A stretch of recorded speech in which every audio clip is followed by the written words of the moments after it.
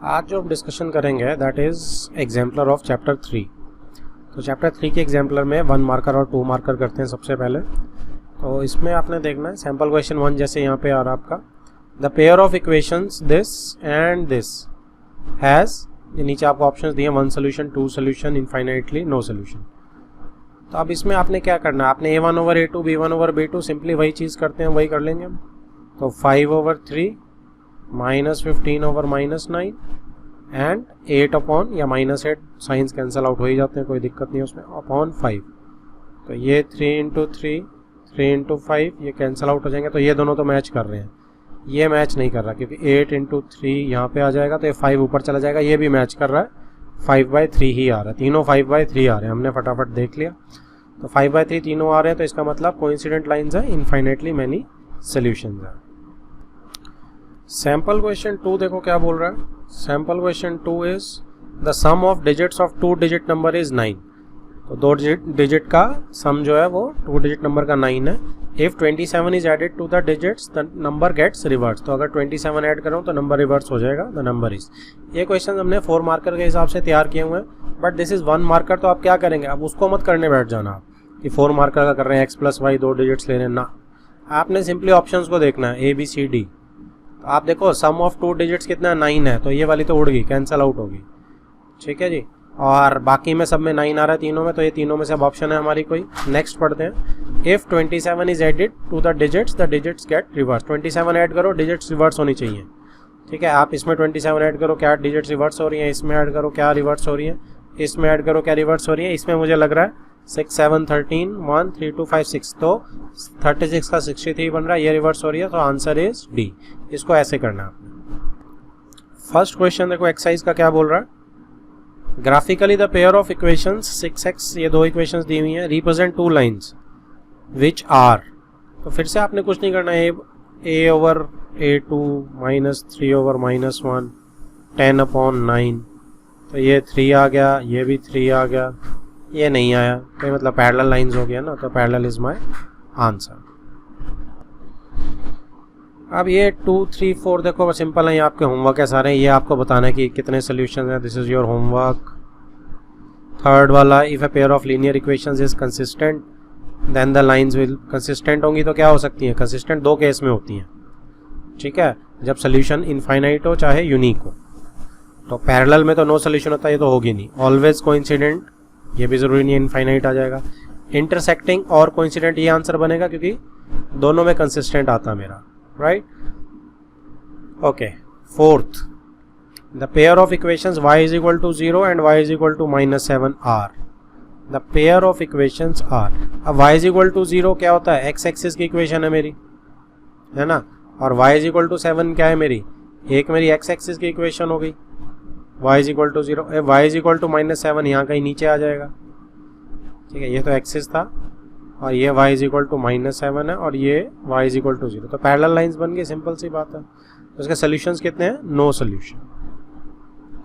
Fifth, the pair of equations x = a and y = b graphically represents the line which are parallel, coincident, intersecting and b और d जो दी option, intersecting at BA and AB। x = a, simple है,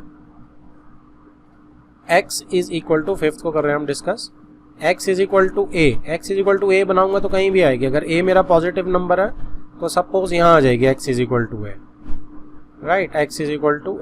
और y = b मेरी कुछ भी ऐसे आ जाएगी, नीचे भी हो सकती है, कोई दिक्कत नहीं है।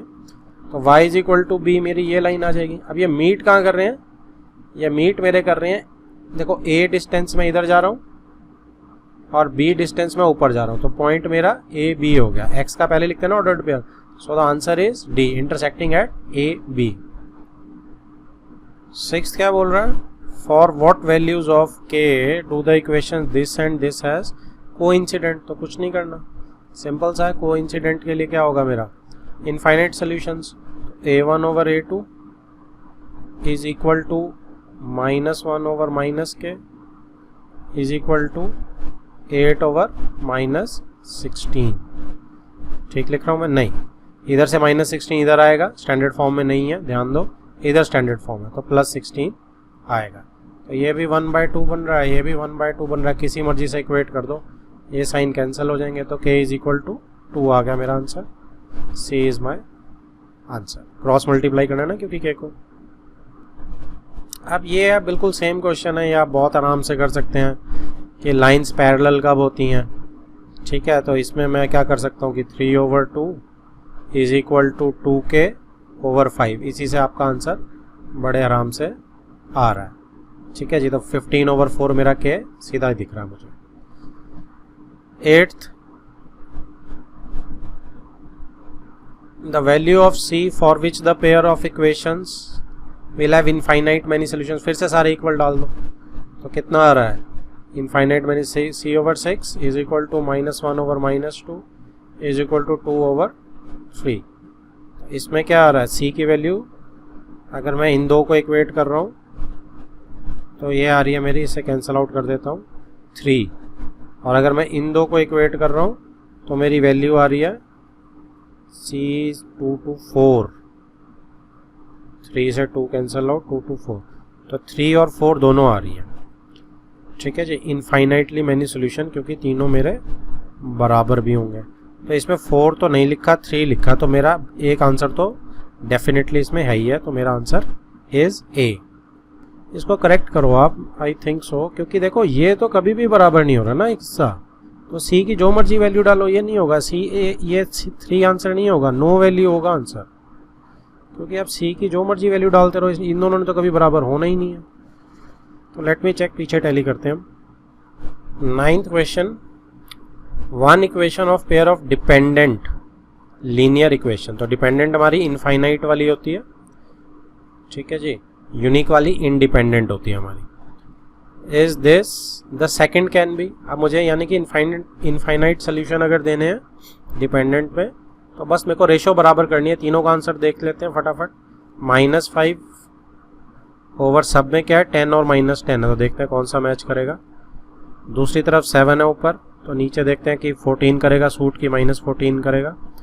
तीसरी तरफ 2 है या -2 है, तो दोनों का हमें एक ही रखना पड़ेगा। तो अगर मैं अंदर ले लेता हूँ उसे -2 ले लेता हूँ, तो फिर देखते हैं नीचे 4 में कौन सा साइन सूट करेगा।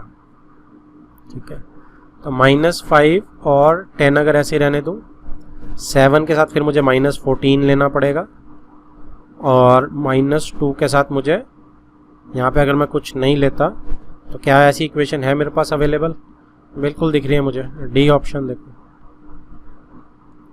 डी ऑप्शन मुझे 10x -14y, और अगर मैं इसको ट्रांसपोज करता हूँ -4 को, तो +4 आ जाता है। इस केस में मेरे तीनों -1/2 आ रहे हैं, तो इनफाइनाइट सोल्यूशन की कंडीशन भी मेरी बिल्कुल सेटिस्फाई हो रही है।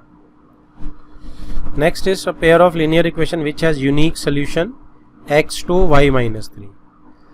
तो ये तो आप भाई सब में डाल के ट्राई कर लो फटाफट, ठीक है, नहीं तो एलिमिनेट कर करके निकालोगे, नहीं तो 2 3 फटाफट डाल के आप सब में देख लो कौन सी को सेटिस्फाई कर रहा दोनों इक्वेशंस को, वो आपका आंसर आ जाएगा। दिस इज योर होमवर्क, ठीक है जी।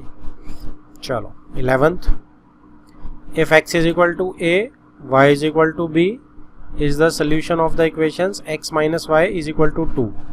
ठीक है जी, तो a b जो है सोल्यूशन है इस इक्वेशन के और इस इक्वेशन के। Then the values a and b are respectively. तो ये भी आसान है, जैसे ऊपर वाला क्वेश्चन था सेम वही है। आप क्या करोगे, एक बार इसमें पुट करो a b को, तो a - b is equal to 2 आ गया। एक बार इसमें पुट करेंगे a + b is equal to 4 आ गया, क्योंकि सोल्यूशन है। बस अब तो आपने इसको सॉल्व करना है, a b दोनों आ जाएंगे, एलिमिनेट कर दो, ऐड कर दोगे तो भी आ गया a इज इक्वल टू 3। तो देखो a इज इक्वल टू 3 से a और c में से एक बनेगा आंसर, तो b निकाल लो। 3 - b इज इक्वल टू 2, यानी कि 3 - 2, b इज इक्वल टू 1। तो c मेरा आंसर बन गया, b मेरा 1 आ गया। Next is question 12। Aruna has only ₹1 and ₹2 coins with her. If the total number of coins that she has is 50 and the amount of money with her is ₹75, then the number of re1 and re2 coins are। अब ये question money वाले हम कर चुके हैं। क्या है कि अगर सपोज उसके पास ₹1 के x नंबर ऑफ कॉइन्स हैं, ठीक है, और ₹2 के उसके पास y कॉइन्स हैं, उसके बाद हम इसकी डिनोमिनेशन बनाते हैं और फिर हम इसे कर लेते हैं। अब इसके अलावा क्या मैं इसे आंसर देख के कर सकता हूँ? चलो एक बार उल्टा ट्राई करते हैं, क्योंकि ये हमारा 1 मार्कर क्वेश्चन है।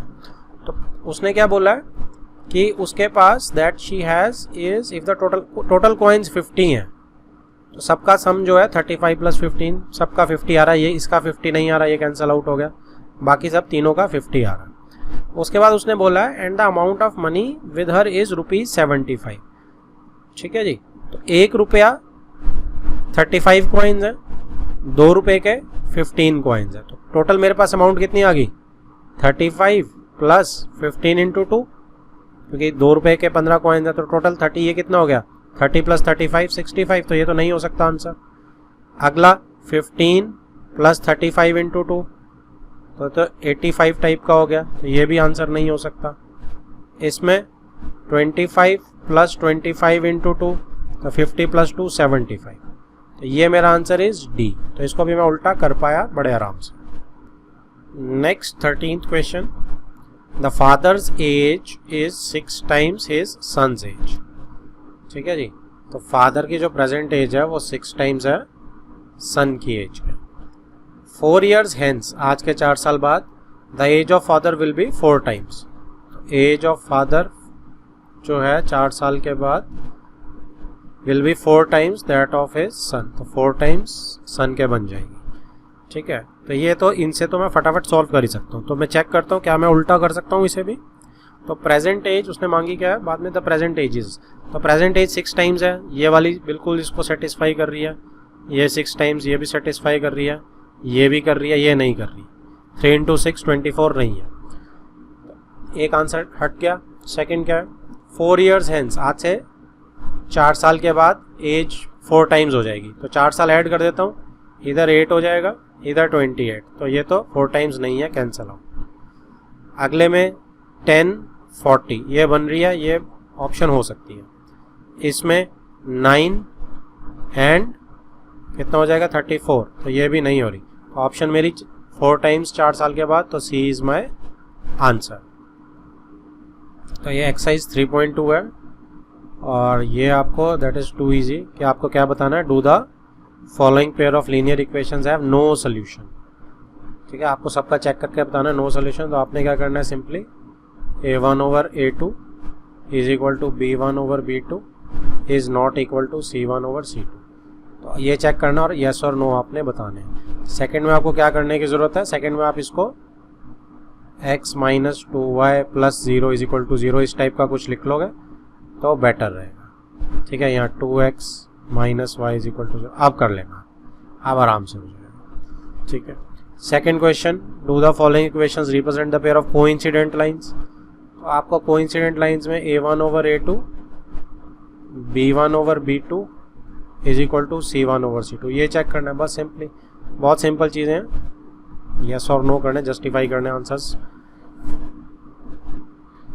थर्ड क्वेश्चन देखो, थर्ड क्वेश्चन भी यही है, are the following pairs consistent. तो कंसिस्टेंट में क्या हो सकता है, कंसिस्टेंट में यूनिक भी आ सकता है और इनफाइनाइट भी आ सकता है। ठीक है, तो दोनों जो आएंगे तो यस हो जाएगा, अदरवाइज नहीं होगा। तो आप सारे इसमें ट्राई कर सकते हैं बहुत ही आराम से। इसमें थर्ड एक 2ab वाला दिख रहा है, वो मैं आपके लिए कर देता हूँ। ठीक है, अगर ab से आपको थोड़ी बहुत डर लगता हो तो इसमें क्या है, देखो ये है थर्ड क्वेश्चन कर रहा हूँ मैं कि 2a + by is equal to a और 4a + 2by और इधर -2a is equal to 0। A b जो है दोनों 0 नहीं है, कंडीशन उसने दे दी है। तो चुपचाप करो, यहाँ से देखो 2a/4a आ गया जी मेरा, यहीं कर देता हूँ मैं 2a/4a। फिर y का करते हैं b/2b और यहाँ पे साइंस चेंज करोगे ठीक है, नहीं तो ऐसे भी चल जाएगा। इस साइड -2 है तो उधर साइन चेंज करना ही पड़ेगा, ये बड़ा ध्यान रखना आपने। इज इक्वल टू दोनों एक जैसे होने चाहिए और नीचे -2 है, राइट। अब क्या हो गया, अब इसमें से 2 से ये 2 चला गया इधर, तो b से b चला गया, a भी कैंसिल आउट हो गया इधर, और यहाँ पे साइन कैंसिल आउट हो गया और a कैंसिल आउट हो गया। तो यहाँ तो पहले ही दो क्या है 1/2, दूसरा भी 1/2, तीसरा भी 1/2, तो बिल्कुल कंसिस्टेंट है जी। इनफाइनाइट सोल्यूशन आना, यस इट इज़ कंसिस्टेंट। ठीक है, ऐसे ही आप कर सकते हैं सारे। Next is fourth question. What it is saying, it is asking about for the pair of equations lambda. इसको क्या बोलते हैं? लैम्डा. ये भी कांस्टेंट है, जैसे अल्फा बीटा गामा होता है. This is called lambda. क्या नाम है इसका? लैम्डा. लैम्डा.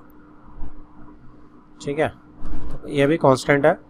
तो lambda x plus 3y is equal to this this this. आगे क्वेश्चन क्या है? आगे क्वेश्चन है कि क्या इसके लिए लैम्डा की वैल्यू इनफाइनाइटली मेनी सोल्यूशन के लिए लैम्डा की वैल्यू 1 होगी, ट्रू और फॉल्स है.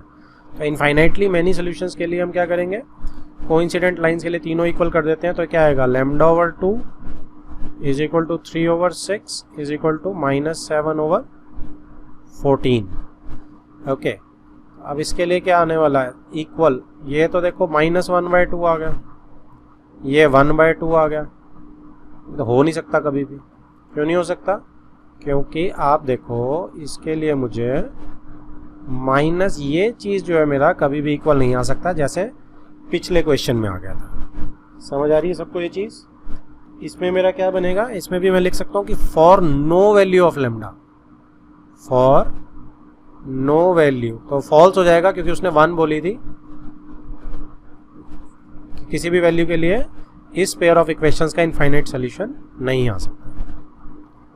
तो इसका आंसर फॉल्स में आ जाए, क्योंकि उसने क्या बोला था कि लैम्डा की वैल्यू क्या 1 होगी इनफाइनाइटली मेनी सॉल्यूशन के लिए? तो नहीं है, लैम्डा की किसी वैल्यू के लिए इनफाइनाइट नहीं आने वाला. Fifth, for all values of c the pair of equations have unique solution. तो यूनिक के लिए 1/5 is equal to -2 over -10. Not equal to आना चाहिए यूनिक के लिए. आगे चेक करने की जरूरत ही नहीं है, सी तक तो जाएंगे ही नहीं हम. तो यहाँ क्या आ रहा है? 1/5 नॉट इक्वल टू, ये तो इक्वल आ रहे हैं, तो ये तो फॉल्स हो गया. तो for all real values of C ये यूनिक नहीं हो सकते कभी भी, दोस्तों. फॉल्स. ठीक है ji. Sixth, the line represented by x is equal to 7 is parallel to x axis. नहीं. क्यों नहीं है ऐसा? क्योंकि x इज इक्वल टू 7 का ग्राफ जब मैं बनाऊंगा तो वो यहाँ पे ऐसे बनेगा, है ना. तो x ये पैरेलल थोड़ी x एक्सिस के, x एक्सिस ये रहा, परपेंडिकुलर है इसके. तो इट इज ऑल्सो फॉल्स. ठीक है जी. रीजन क्या है? कि it is perpendicular. x is equal to 7 is perpendicular to x axis. Next is short answer type questions. अभी तक हमने 2 एक्सरसाइज सिंपल 1 और 2 मार्क्स वाले होते हैं जो आसान से वो कर लिया. नेक्स्ट इज 3.3 के. मैं आपको ज़रूर सजेस्ट करूंगा इनको प्रैक्टिस आप ज़रूर करना, लेकिन एनसीईआरटी जिसकी ख़त्म हो गई हो वो, क्योंकि अदरवाइज़ आप एनसीईआरटी ख़त्म नहीं करेंगे और इसे पहले करेंगे अटैम्प्ट तो फ़ायदा नहीं होगा. हाँ, एनसीईआरटी जिसने कर लिया वो इसको ज़रूर करोगे, इससे आपका सेकेंड लेवल बिल्डअप होगा. क्वेश्चन वही है, बिल्कुल सेम है. ठीक है. जैसे सैम्पल क्वेश्चन 1 क्या बोल रहा है? ये कह रहा है for which of the following of P and Q, for which values of P and Q will the following pair of linear equations have infinite solutions. तो वही लगाना आपने a1/a2. लेकिन नीचे आप देखेंगे तो चीज़ें थोड़ी सी मुश्किल कर दी गई हैं. अब 2p + 7q सिर्फ x में आ गए, 2 वेरिएबल. ठीक है. तो इसमें घबराने की कोई ज़रूरत नहीं है. आपने सिर्फ a1/a2, b1/b2, c1/c2 लगाने हैं, तीनों को इक्वल डालना है. ठीक है जी. देखो तीनों को उसने इक्वल डाल दिया यहाँ पे. ओके, तो यहाँ तीनों को उसने इक्वल डाल दिया. अब क्या होगा? अब आपने 2-2 को लेकर सॉल्व करना है. तो 2-2 को आप लेके सॉल्व करोगे. जैसे फर्स्ट 2 को ले सकते हो, फर्स्ट थर्ड को ले सकते हो, सेकंड थर्ड को ले सकते हो. 2 को लेना पड़ेगा एटलीस्ट, किसी भी 2 को ले लो. इसने किसे लिया? 4 और 5 वाले को लिया और 4 और 2 वाले को लिया. जैसे ही आप इन दोनों को इक्वेट करोगे और इन दोनों को इक्वेट करोगे तो क्रॉस मल्टीप्लाई करेंगे आप, तो हमारी 2 लीनियर इक्वेशंस आ जाएंगी, क्योंकि 2 पेयर है मेरे पास. तो 2 लीनियर इक्वेशन आने से अब एक इक्वेशन तो मेरी ये बन गई और एक इक्वेशन मेरी ये बन गई क्रॉस मल्टीप्लाई करने के बाद. तो बस अब आपको लीनियर इक्वेशन तो आती हैं सॉल्व करनी, चुपचाप सॉल्व करो जो मेथड आपको अच्छा लगता है, एलिमिनेशन, सब्स्टिट्यूशन, और उससे मेरी पी और क्यू की वैल्यूज़ आ जाएंगी. ठीक है जी. तो पी और क्यू की वैल्यूज़ के लिए ये इनफाइनाइट सोल्यूशन हो जाएगा. तो ये थोड़ा सा टफ हो जाती हैं चीज़ें, लेंथी हो जाती हैं चीज़ें, पर प्रोसेस वही रहता है बिल्कुल. Next is sample question 2. Solve the pair of linear equations. ये 2 दे रखी हैं. तो इन 2 को देखते ही क्या आपको कुछ याद आया? ऑप्शनल के अंदर हमने डिस्कस किया था कि जब मेरे कोफिशिएंट साइन के साथ बिल्कुल सेम है, x के x y के साथ और y के x के साथ इधर, तो हम क्या करते हैं? एक बार ऐड करते हैं और एक बार सब्ट्रैक्ट करते हैं. ठीक है, इसने यहाँ मल्टीप्लाइंग किया तो बहुत ही लेंथी हो रहा है। देखो मल्टीप्लाइंग 47, दिस बुक, कितनी बड़े बड़े नंबर जा रहे हैं, ज़रूरत नहीं है। एक बार ऐड करेंगे, एक बार सब्ट्रैक्ट करेंगे और उससे मेरी दोनों सिंपल हो जाएंगे लीनियर इक्वेशंस और उससे आंसर मेरा बड़े आराम से आ जाएगा, राइट। तो एक बार आगे चल के देखते हैं, इसने ऑल्टरनेट मेथड ज़रूर किया होगा। देखो ऑल्टरनेट सोल्यूशन यहाँ से स्टार्ट हो रहा है। ऑल्टरनेट सोल्यूशन में ये क्या बोल रहा है, ऑल्टरनेट सोल्यूशन में इज सेइंग कि आपने क्या करना है, एडिंग इक्वेशंस 1 and 2, आपने एक बार ऐड करनी है तो इक्वेशन इतनी सिंपल बन गई, और एक बार सब्ट्रैक्ट करनी है तो इतनी सिंपल बन गई। हम इन दोनों को सॉल्व किया, सीधा आंसर आ गया। तो ये मेरा बहुत ही अच्छा मेथड है और ये बहुत इंपॉर्टेंट क्वेश्चन है, आपको ये याद रखना है। क्लियर है जी सबको? जिसने स्नैपशॉट लेना ले लो। सर हाँ जी बेटा। सर मैं अभी डिस्कनेक्ट हो गई थी, एक बार आर से दोबारा बता दो, आर कैसे निकाला। आर दोनों को एलिमिनेट कर दिया, दोनों लाइन की इक्वेशन को अगर मैं सॉल्व करूंगा तो पॉइंट ऑफ इंटरसेक्शन आ जाएगा ना, सोल्यूशन आ जाएगा ना उनका, है ना? ओके सर, हाँ जी ठीक। और किसी को स्नैपशॉट जिसने ना ले लो फटाफट।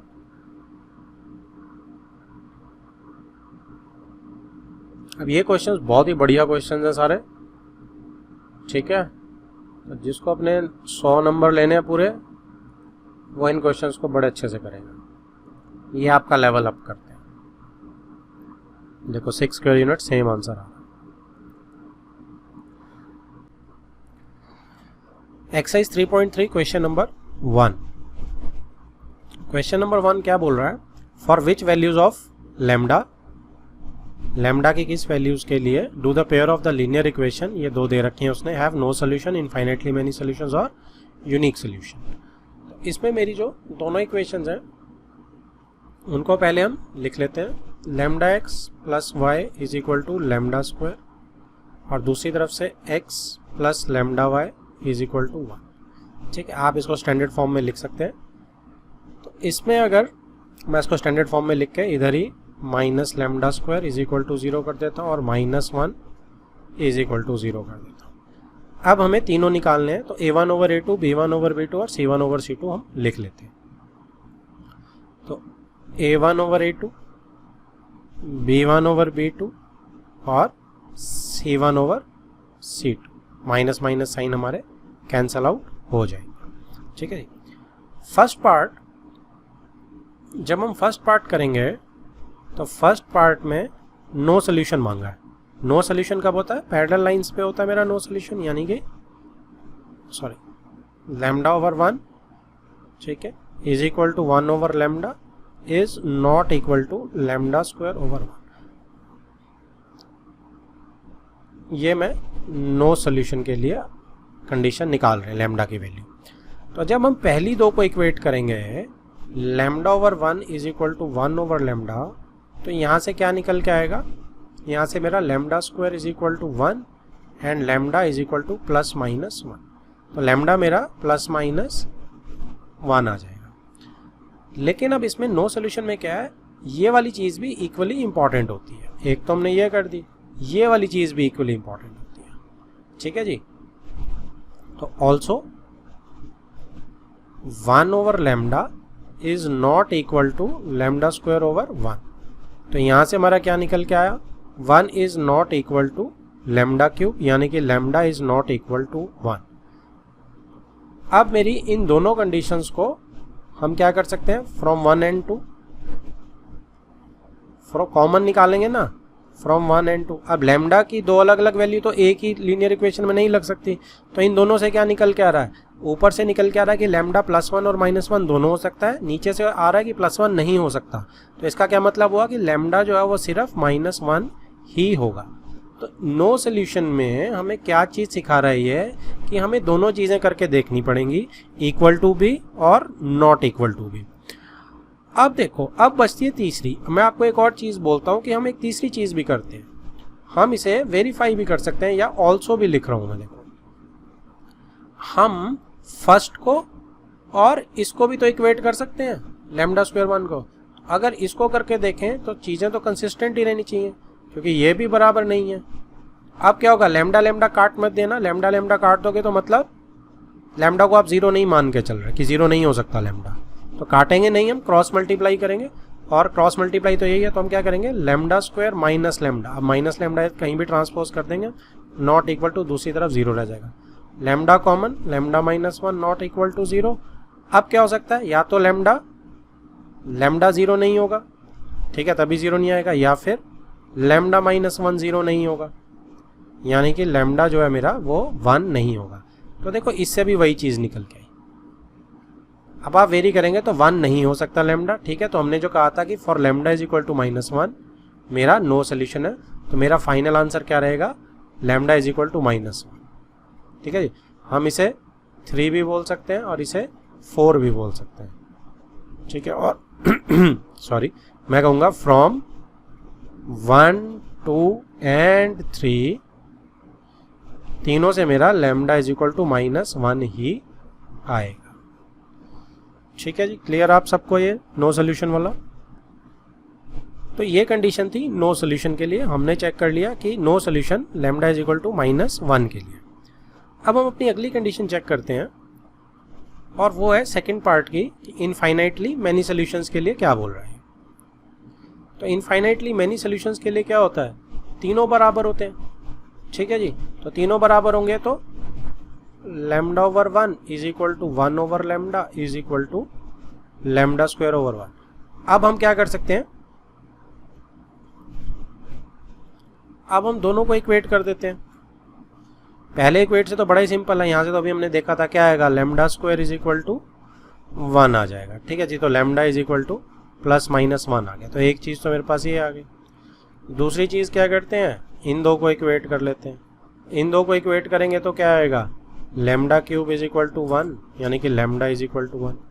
तो यहाँ से तो मेरा ये आ गया आंसर। देखो मेरा एक जगह 1 मिल रहा है मुझे, एक जगह +-1, तो +1 तो दोनों में कॉमन है, आंसर मेरा 1 आ चुका है। लेकिन मैं तीसरी से एक और ट्राई कर लेता हूँ, और तीसरी से मैं किससे ट्राई करूँगा, मैं इससे और इससे ट्राई कर लेता हूँ। तो जैसे ही मैं थोड़ी सी स्पेस बना के नीचे चलते हैं, जैसे ही मैं लेमडा ओवर 1 को लेमडा स्क्वायर ओवर 1 से कर रहा हूँ, अब भी कॉमन नहीं लेंगे, नहीं तो लेमडा 0 कट जाएगा, लेमडा स्क्वायर माइनस दिस, ये तो हमने देखा ही था, लेमडा -1 इज इक्वल टू 0, या तो लेमडा 0 आएगा या लेमडा -1 0 होगा, तो लेमडा इज इक्वल टू, यहाँ से लेमडा इज इक्वल टू 1 आ जाएगा। तो यहाँ से भी लेमडा 1 और 0 आ रहा है, ठीक है। अब ये हो गया 1, ये हो गया 2 और ये हो गया 3, तो क्या आ गया मेरा 1 2 3 से, तीनों से देखो सिर्फ +1 कॉमन आ रहा है। So from 1 2 and 3, from 1 2 and 3 lambda is equal to 1। तो इनफाइनाइट में भी हम तीनों को करके देख सकते हैं बड़ी सेफली। 2 से हमारा आंसर आ गया था, लेकिन तीनों से हमें मिल गया था। अब बचा थर्ड पार्ट, और थर्ड पार्ट क्या बोलता है, थर्ड पार्ट कह रहा है ए यूनिक सोल्यूशन। तो यूनिक सोल्यूशन के लिए तो हमें सिर्फ 2 को वो करना है, लेमडा ओवर 1 और 1 ओवर लेमडा को लेना है। तो थर्ड पार्ट यानी यूनिक सोल्यूशन के लिए मुझे क्या करना है, मुझे सिर्फ lambda over 1 not equal to 1 over lambda करना है, ठीक है जी। तो lambda square is not equal to 1, तो lambda is not equal to +-1। तो बस इसके अलावा सबके लिए यूनिक सोल्यूशन है। तो except lambda is equal to +-1, except लगा दिया मैंने, इसीलिए इज इक्वल टू लगा सकता हूँ मैं, ठीक है। Except lambda is equal to +-1, it has unique solution, unique solution. तो अगर मैं अब रिकैप करता हूँ तो मैंने क्या देखा इसमें कि no solution, infinitely many solution और यूनिक सोल्यूशन, इन सब के लिए अलग अलग केसेस हैं, और आप इनको तीनों को इक्वेट करेंगे तो ज़्यादा बेटर रिजल्ट आएगा। Next is question number 2, for which values of K will the pair of equations, 2 equations दी हुई हमें, हैव नो सोल्यूशन। तो नो सोल्यूशन में हमने देखा था वैसा ही क्वेश्चन है। तो k over 12 is equal to 3 over k is not equal to k minus 3 over k।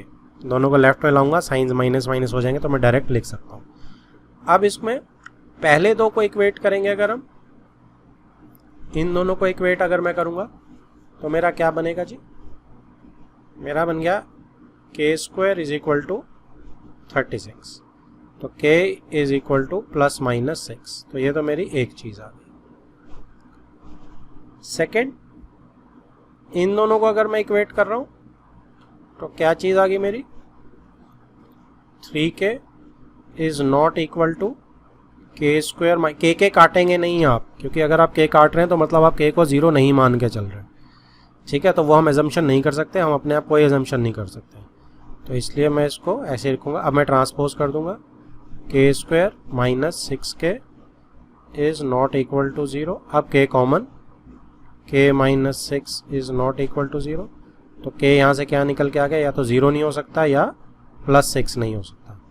एक आंसर मेरा यहाँ से निकल के आ गया, ठीक है जी।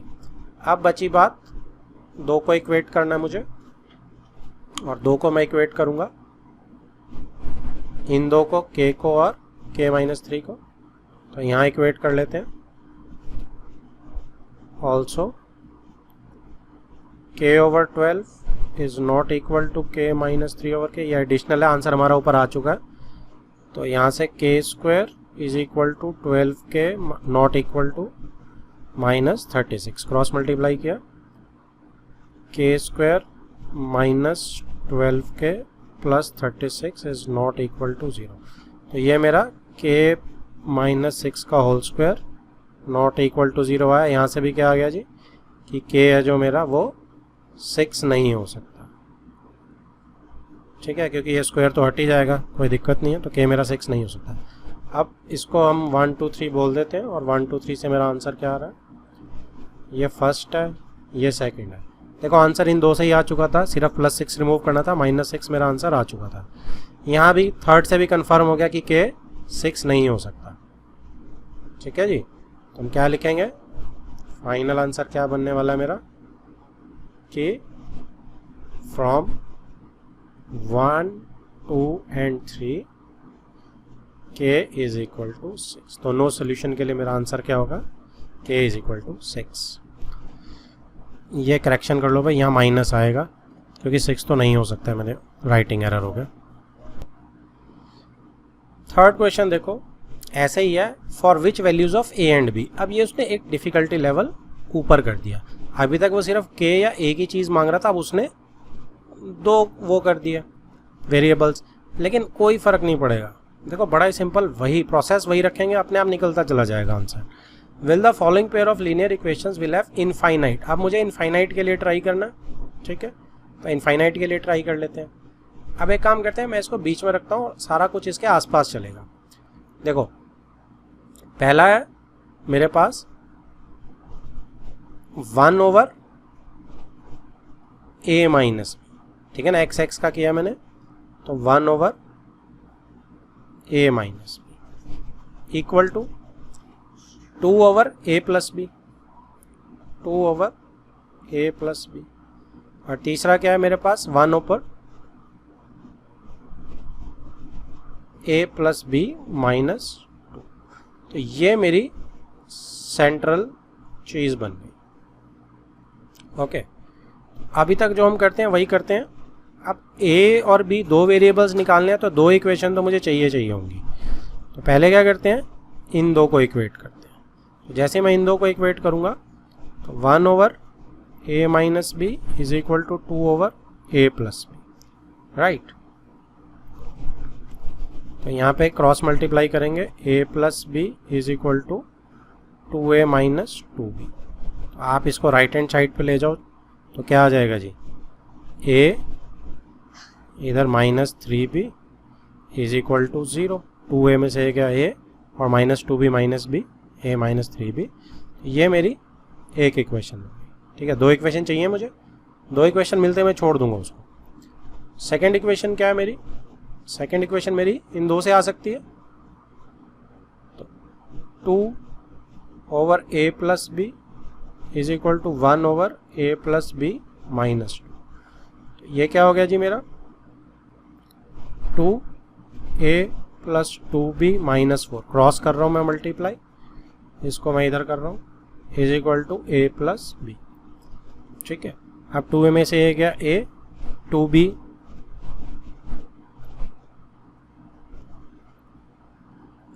प्लस b बन गया ये, आपने इधर से माइनस किया, ठीक है जी, और -4 को आप उधर ले जा सकते हैं, इज इक्वल टू 4। 2a में से a गया a, 2b में से b गया b, और 4 उधर ले गया। ये मेरी सेकंड आ गई।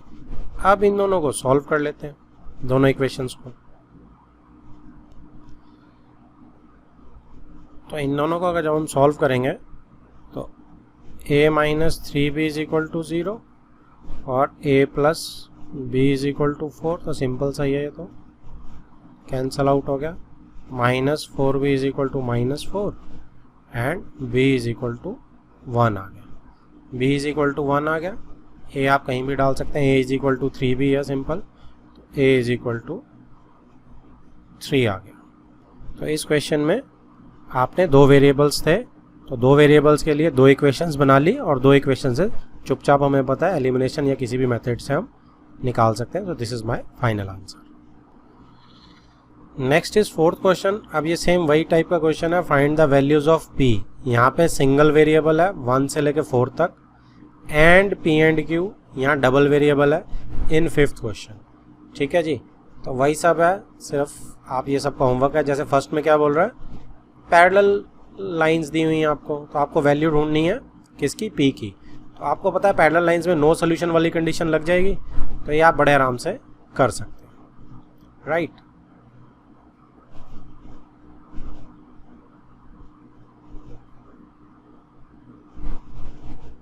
ऐसे ही देखो सेकंड पार्ट है, सेकंड में नो सोल्यूशन के लिए ही करना आपको। थर्ड भी है, देखो ऐसे ही, इसमें आपको यूनिक पॉइंट के लिए करना है, ठीक है। फोर्थ यूनिक सोल्यूशन के लिए करना है। फिफ्थ आपको इनफाइनाइटली मैनी के लिए करना है। तो फिफ्थ में दो हैं p और q, तो आप जैसे हमने अभी a और b के लीनियर दो इक्वेशंस बन गई थी वैसे ही बन जाएंगी। ओके, तो ये सब आपका होमवर्क है। Fifth, two straight paths are represented by the equations x minus, अब ये दो दे रखी है, check whether the paths cross or not. तो देखो वो कह रहा है दो पाथ्स हैं, ये दो पाथ्स दिए हुए हैं, अब वो क्रॉस करेंगे कि नहीं करेंगे, इसका क्या मतलब है। अगर यूनिक सॉल्यूशन होगा तो ही क्रॉस करेंगे, या ठीक है, या आप इसको उल्टा कह सकते हैं, इनफाइनाइट पे भी क्रॉस कर सकते हैं। तो हम क्या करते हैं, हम पैरेलल बना लेते हैं। जब पैरेलल होगा तो नहीं करेंगे ना सिर्फ क्रॉस, तो आप पैरेलल की कंडीशन चेक कर लो इसमें, ठीक है। चेक नो सोल्यूशन, अगर तो नो सोल्यूशन आ गया तो मतलब क्रॉस नहीं करेंगे, अगर नो सोल्यूशन नहीं आया तो मतलब क्रॉस कर जाएंगे हर हालत में, ठीक है जी। तो ये भी आप बड़े आराम से कर सकते हैं, that is your homework. Sixth, right a pair of linear equations which has unique solution x is equal to -1 and y is equal to 3. How many such pairs can write? तो ये सिंपल सा question है इसमें sixth में। Sixth question जो मैं यहाँ ऊपर कर रहा हूँ, क्वेश्चन सिक्स्थ, देखो क्या बोल रहा है वो कि x इज इक्वल टू -1 और y इज इक्वल टू 3 आपको ऑलरेडी सोल्यूशन है उसके ऑलरेडी, और वो भी यूनिक है सोल्यूशन, एक ही है। तो कितनी राइट अ पेयर, एक पेयर लिखना है मुझे, तो बड़ा ही आसान दिख रहा है मुझे। आप मैं x प्लस वाई कर दूं तो कितना आ रहा है, -1 + 3 2 आ रहा है। माइनस कर दो, x माइनस वाई कितना आ रहा है, -1 - 3 -4 आ रहा है। तो उसने एक पेयर लिखने को बोला था, मैंने लिख दिया जी एक पेयर, तो ये तो मेरा आंसर है। उसके बाद वो पूछ रहा how many such pairs can you right, कितने लिख सकते हो आप, जितने मर्जी लिख सकता हूँ मैं। इनफाइनाइट एक पॉइंट से तो जितनी मर्जी लाइंस क्रॉस होती हैं, तो इनफाइनाइट पेयर्स लिख सकता हूँ मैं, ठीक है जी। ग्राफिकली अगर आप देखोगे ये एक पॉइंट है, इससे कितनी लाइंस पास हो सकती हैं, इससे इनफाइनाइट लाइंस पास हो सकती हैं। तो इसका मतलब इनफाइनाइट लाइंस की इक्वेशन में लिख सकता हूँ, और पेयर की भी इनफाइनाइट की लिख सकता हूँ। क्लियर है सबको।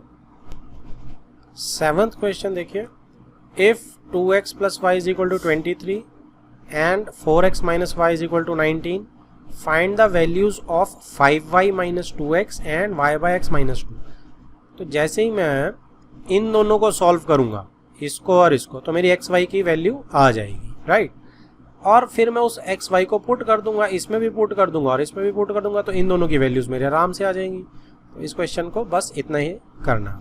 समझ आ गया सबको, तो ये आप होमवर्क में ट्राई कर सकते हो। अगला क्वेश्चन 8th आ जाता है जनरली, आसान सा है। Find the values of x and y in the following rectangle. इस रेक्टेंगल के हिसाब से देख के आपको बताना है।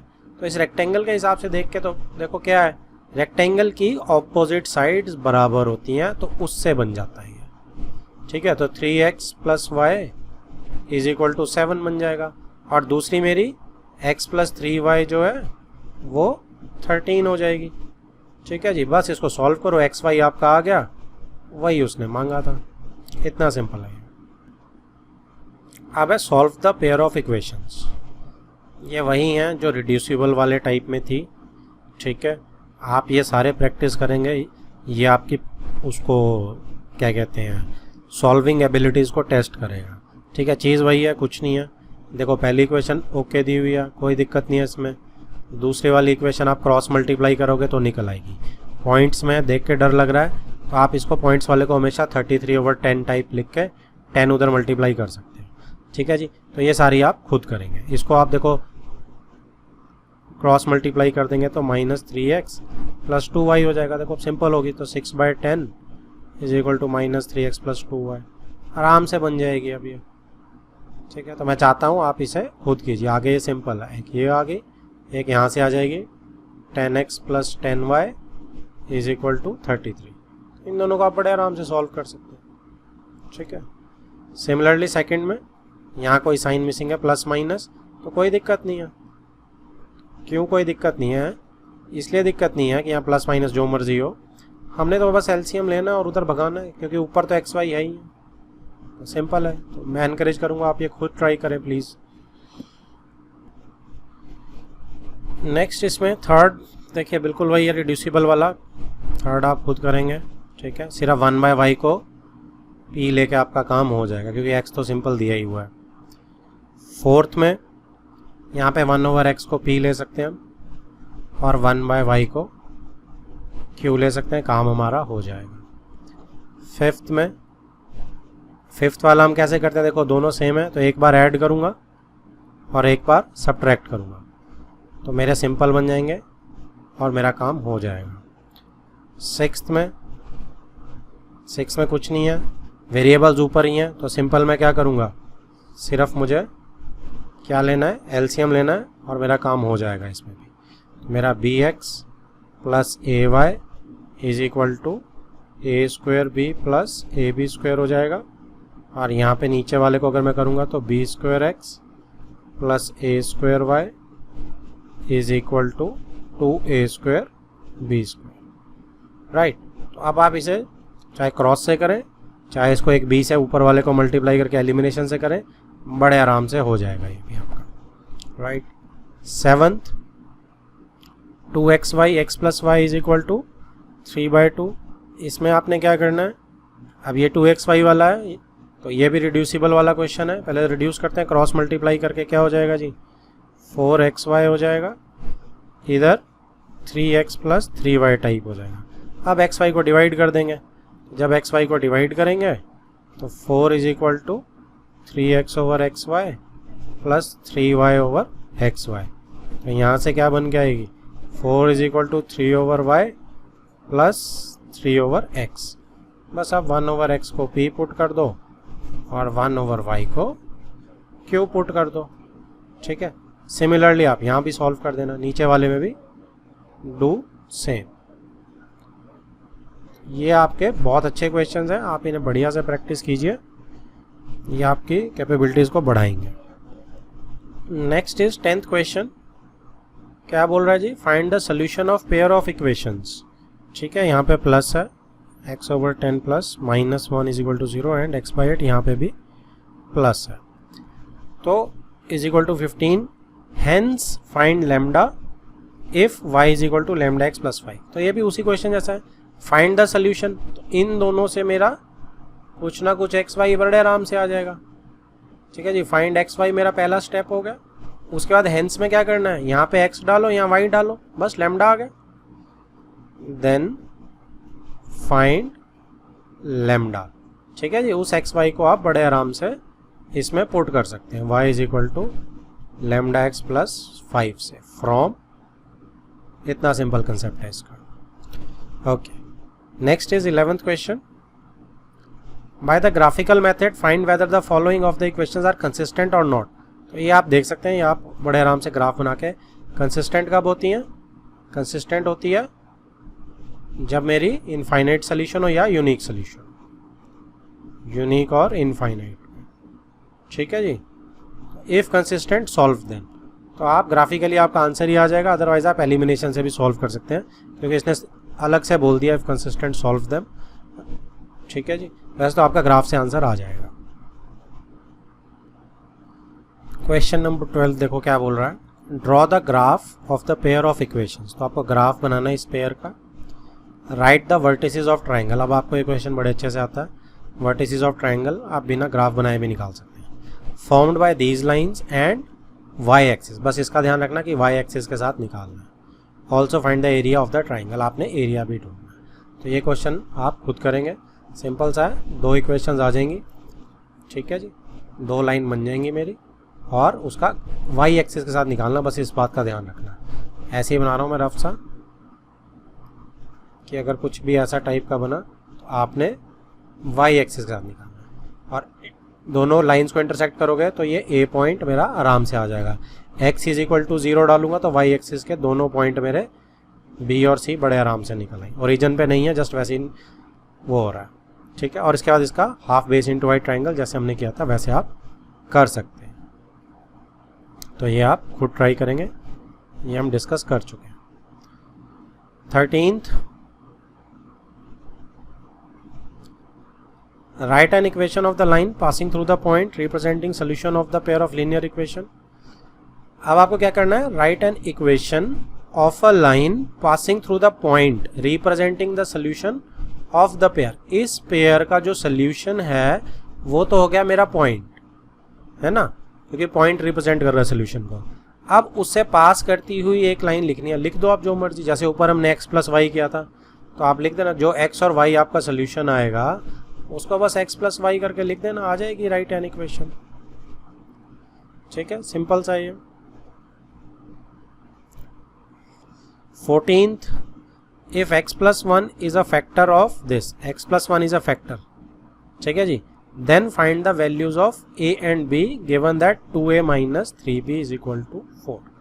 ये क्वेश्चन अच्छा है, ठीक है, क्वेश्चन सारे अच्छे हैं, ये क्वेश्चन भी अगर हार्ड करना होगा तो वो डाल सकता है। अब x प्लस 1 इस इक्वेशन का फैक्टर है, तो इसका क्या मतलब हुआ कि रिमाइंडर 0 आएगा। दैट मीन्स अगर मैं x प्लस 1 से डिवाइड कर रहा हूँ तो x इज इक्वल टू -1, यानी कि p माइनस 1 रिमाइंडर जो है वो 0 आना चाहिए।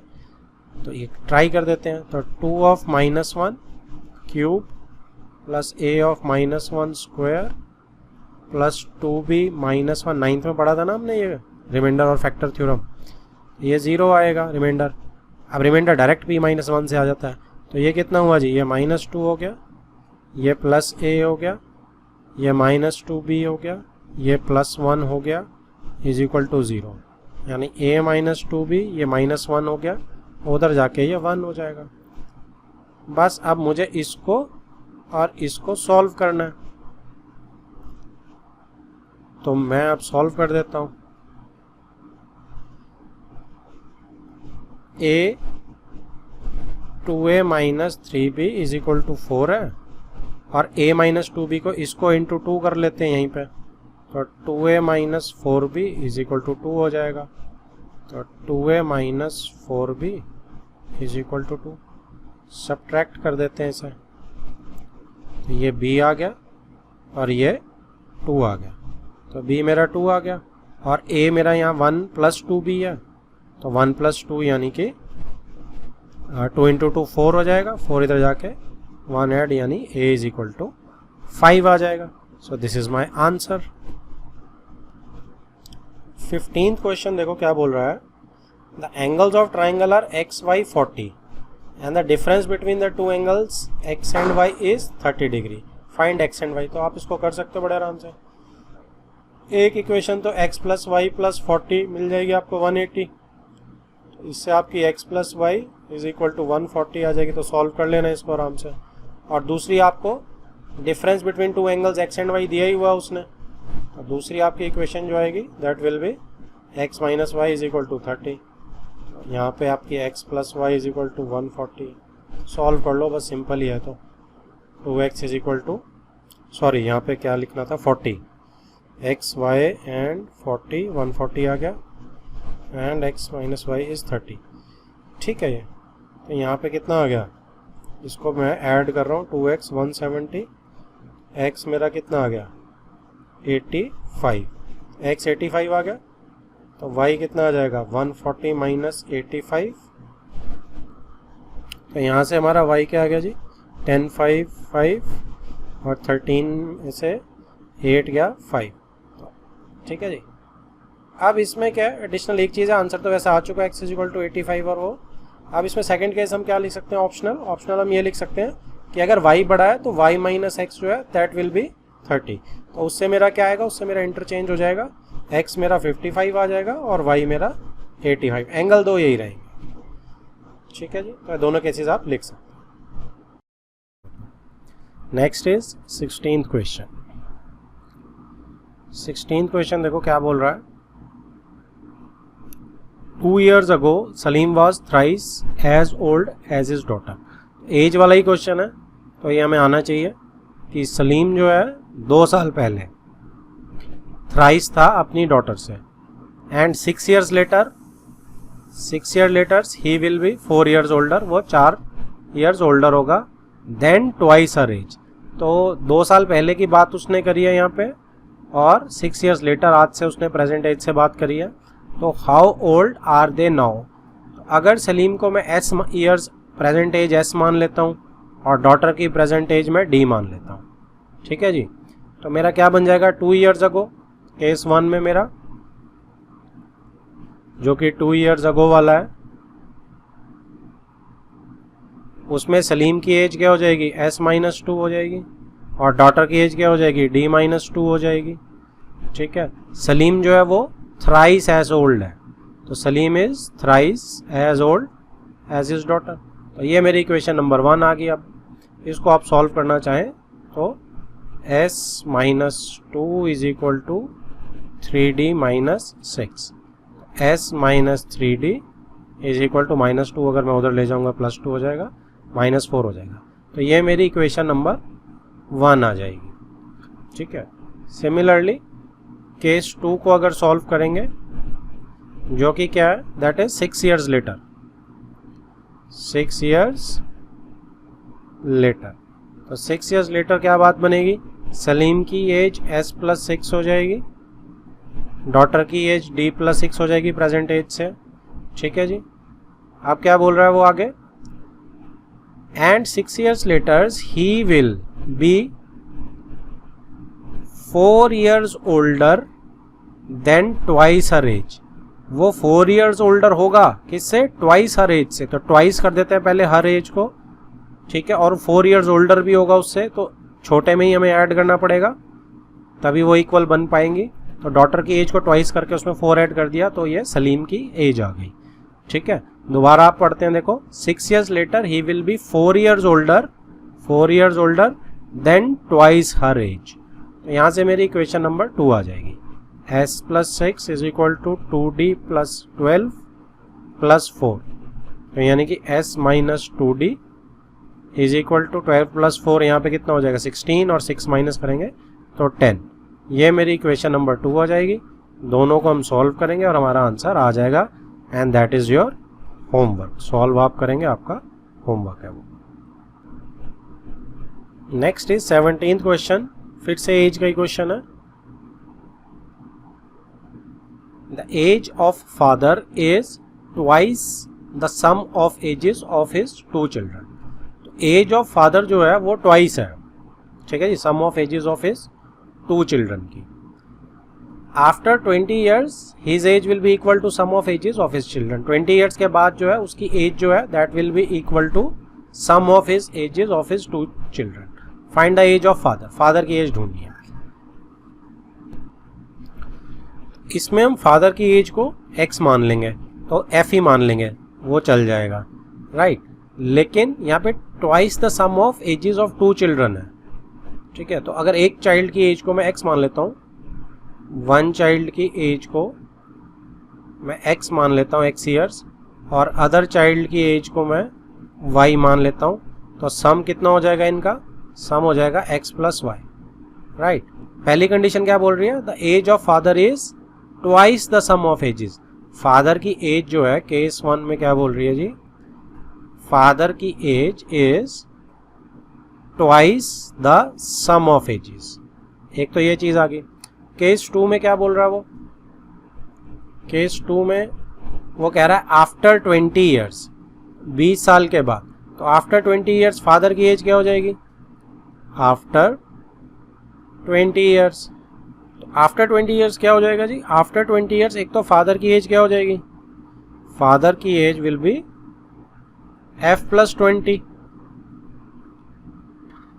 तो सम फादर की f प्लस 20 होगी। अब बच्चों की कितनी हो जाएगी, तो x की एज जो है दैट विल बी, x की age will be x plus 20 और y की एज क्या हो जाएगी, y प्लस 20।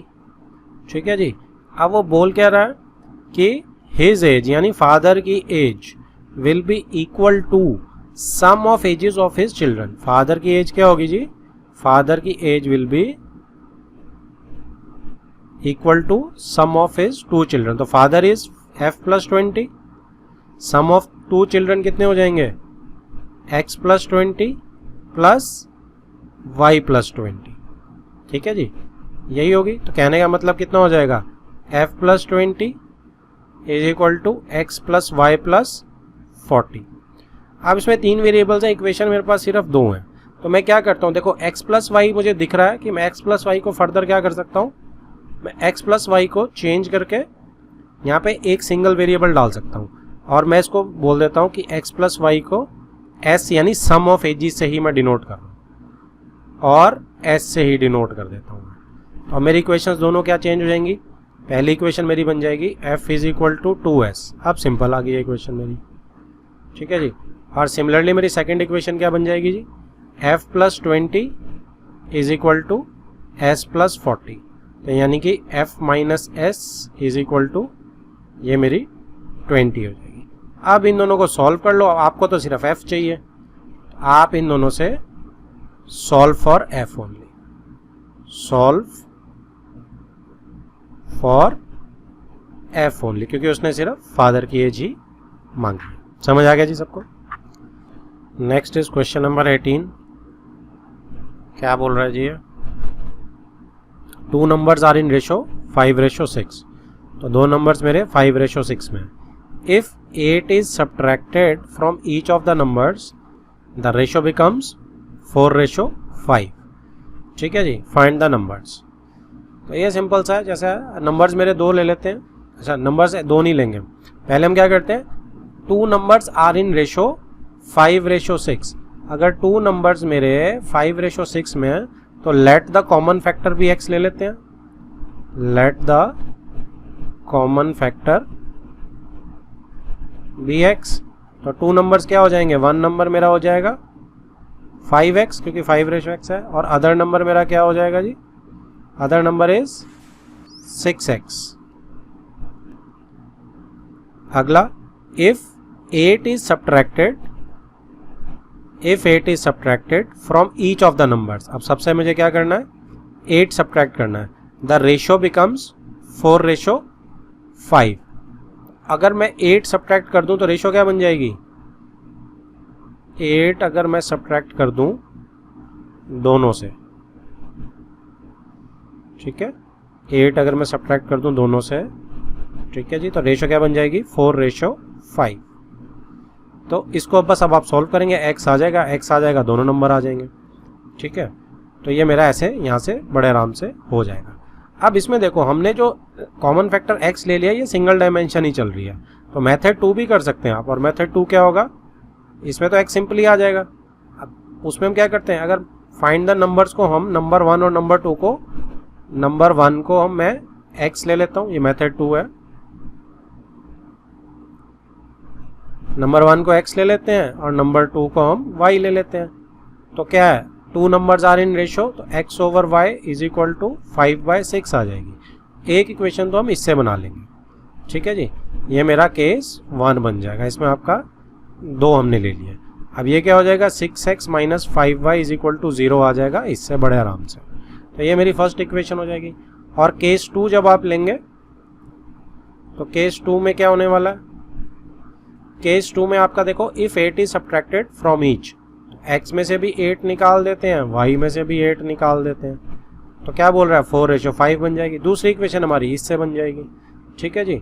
तो ये मेरी 5x minus 40 is equal to 4y minus 32, यानी कि 5x minus 4y is equal to 8। ये मेरी सेकेंड इक्वेशन आ जाएगी। इन दोनों को सॉल्व करो तो उससे भी आंसर आ जाएगा। तो जो भी मेथड आपको ठीक लगता है कर सकते हैं। ये आपका पेयर ऑफ लीनियर इक्वेशन के हिसाब से ठीक बैठ रहा है मेथड, 2 बन रहे हैं इक्वेशंस। ये आपका थोड़ा दूसरे टाइप का बैठ रहा है, बट कोई प्रॉब्लम नहीं है, दोनों मेथड इज ओके।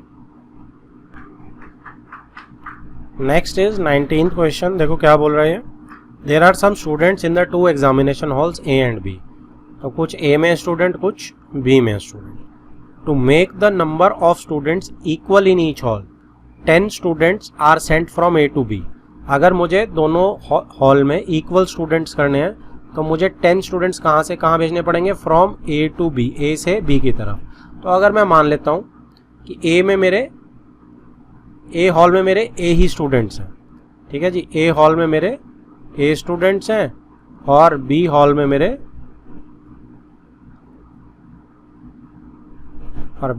मेरे बी स्टूडेंट्स हैं इन बी हॉल, राइट। अब क्या करते हैं, वो कह रहा है ए से बी में 10 भेजने पड़ेंगे। ए से बी में जब मैं केस 1 लूंगा तो ए से बी में मैंने भेजे, ए से कम हो गए 10 स्टूडेंट्स क्योंकि ए से बी में भेज दिए, और बी में बढ़ गए 10 स्टूडेंट्स, ठीक है। उसने कहा दोनों में बराबर हो गए, तो इक्वल टू का निशान मेरा आ गया, दोनों हॉल में बराबर है। तो यहाँ से मेरी सिंपली पहली इक्वेशन आ गई, a minus B is equal to 20। तो इससे हम, ये मेरी फर्स्ट इक्वेशन है। अब एक इक्वेशन और चाहिए जी हमें केस 2 की, तो केस 2 देख लेते हैं क्या बोल रहा है। केस 2 कह रहा है but if 20 students are sent from B to A. अब बी से ए में क्या भेज रहे हैं, 20 स्टूडेंट भेज रहे हैं। तो पहले इसी लाइन का मतलब लिख लेता हूं मैं कि अब मैं बी से ए में 20 स्टूडेंट्स भेज रहा हूं, मतलब ए में तो 20 आ गए, बी से 20 कम हो गए। अभी इक्वल टू का निशान हमें नहीं मिला, कुछ नहीं पता। The number of students in A becomes double the number of students in B. तो ए में जो स्टूडेंट्स हैं वो डबल हो जाएंगे बी के, तो बी में तो इतने स्टूडेंट्स हैं, इनका डबल करोगे तो ए के बराबर बन जाएंगे, ठीक है जी। ये मेरा केस 2 की इक्वेशन बन गई। Find the number of students in the 2 hall. तो ए और बी की वैल्यू ही निकालनी है मुझे, नंबर ऑफ स्टूडेंट्स ही निकालने हैं दोनों हॉल्स में, ठीक है। तो अब इसमें क्या करेंगे हम, a प्लस 20, बस इसको थोड़ा सा आपने सॉल्व करना है, कुछ नहीं रह गया। a minus 2b is equal to minus 60। दोनों इक्वेशंस को सॉल्व करना 1 और 2 को, और आपका आंसर आ जाएगा। क्लियर है जी। 20th क्वेश्चन क्या बोल रहा है, a shopkeeper gives books on rent for reading. Rent पे देता है रीडिंग के लिए शॉपकीपर बुक्स। शी टेक्स, देती है मतलब शी है, तो she takes a fixed charge. तो फिक्स चार्ज आ गया जी इसमें। फॉर द फर्स्ट 2 डेज, पहले 2 दिन के लिए फिक्स चार्ज लगेगा, एंड एन एडिशनल चार्ज, और additional charge for each day, हर दिन का एडिशनल चार्ज लगेगा उसके बाद। पहले 2 दिन सिर्फ फिक्स चार्ज लगेगा। Latika paid ₹22 for the book kept for 6 days. अब लतिका ने 6 डेज के लिए बुक रखी है और उसने ₹22 दिए हैं, ठीक है जी। फिक्स चार्ज को हम लोग F मान लेते हैं और चार्ज पर डे को हम, एडिशनल चार्ज को A मान लेते हैं, ₹A पर डे, ठीक है ना, ₹A पर डे। अब लतिका ने कितने दिए, ₹22 दिए हैं, बुक उसने 6 डेज रखी है। तो पहले 2 दिन के लिए लतिका के केस में क्या होगा, पहले 2 दिन के लिए उसको फिक्स चार्ज पड़ेगा, ठीक है जी, प्लस 6 दिन में से 2 दिन चले गए, 4 दिन बचे हैं, तो 4 दिन के लिए उसे चार्ज पर डे यानी A बचेगा, तो पड़ेगा, तो 4A उसको पूरे 4 दिन के चार्जेस पड़ेंगे। टोटल इसको ₹22 देने पड़ेंगे, ठीक है जी। वाइल आनंद पेड ₹16, आनंद को कितना देना पड़ रहा है, आनंद को ₹16 देने पड़ रहे हैं for the book kept for 4 days. Anand ने 4 डेज रखी है, तो पहले 2 दिन के लिए तो F लगेंगे चार्जेस, अब 4 में से 2 दिन रह गए तो 2 दिन के लिए 2A लगेंगे चार्जेस, और टोटल उसको ₹16 देने पड़ रहे हैं। ये 1 है, ये 2 है, दोनों सॉल्व करो, आपके दोनों चार्जेस निकल आएंगे। Next is 21st question. 21st question में क्या बोल रहा है, in a competitive exam 1 mark is awarded for each correct answer. तो वही करेक्ट आंसर टाइप का है, ये 1 मार्क करेक्ट आंसर के लिए मिलेंगे, while half mark is deducted for every wrong answer. ठीक है जी, हाफ मार्क कटेंगे किसके, रॉन्ग आंसर के। तो अगर मेरे करेक्ट आंसर हैं उसको हम क्या करते हैं, सी से कर लेते हैं, और रॉन्ग आंसर को हम डब्ल्यू से कर देते हैं कि डब्ल्यू मेरे रॉन्ग आंसर्स हैं, सी मेरे करेक्ट आंसर्स हैं, इतना ले लेते हैं। ठीक है, तो करेक्ट आंसर, सॉरी सी इधर लिख देता हूँ मैं। तो मेरा केस 1 क्या बनेगा, केस 1 बनेगा करेक्ट आंसर्स का मुझे 1 मार्क मिलेगा, तो 1 इंटू सी करूँगा, इतने करेक्ट मार्क्स मिले मुझे करेक्ट के। अब कितना डिडक्ट होंगे, हाफ मार्क डिडक्ट होगा रॉन्ग का, तो माइनस करने पड़ेंगे हाफ इंटू डब्ल्यू। डब्ल्यू मेरे गलत हैं, तो डब्ल्यू इंटू हाफ, क्योंकि डिडक्ट होगा हाफ मार्क 1 का, तो हाफ डब्ल्यू मेरे कट जाएंगे। ठीक है ji. Jayanti answered 120 questions and got 90 marks. तो उसको मार्क्स कितने मिले, 90 मिले। 120 क्वेश्चंस टोटल थे, तो अब मेरे को सारे अटेम्प्ट करने के बाद मार्क्स कितने मिले हैं जी, 90। तो मेरा केस 1 क्या बन गया, 1C करेक्ट मार्क्स मिले, these are for correct marks. ठीक है जी, ये मेरे करेक्ट मार्क्स हैं, ये मेरे हाफ डब्ल्यू वाले इनकरेक्ट मार्क्स हैं, इनकरेक्ट क्वेश्चन के मार्क्स हैं। टोटल मेरे 90 मार्क्स हैं, तो ये मेरा केस 1 बन गया। ठीक है, तो इसको हम सॉल्व करेंगे तो केस 1 मेरा मुझे मिल जाएगा।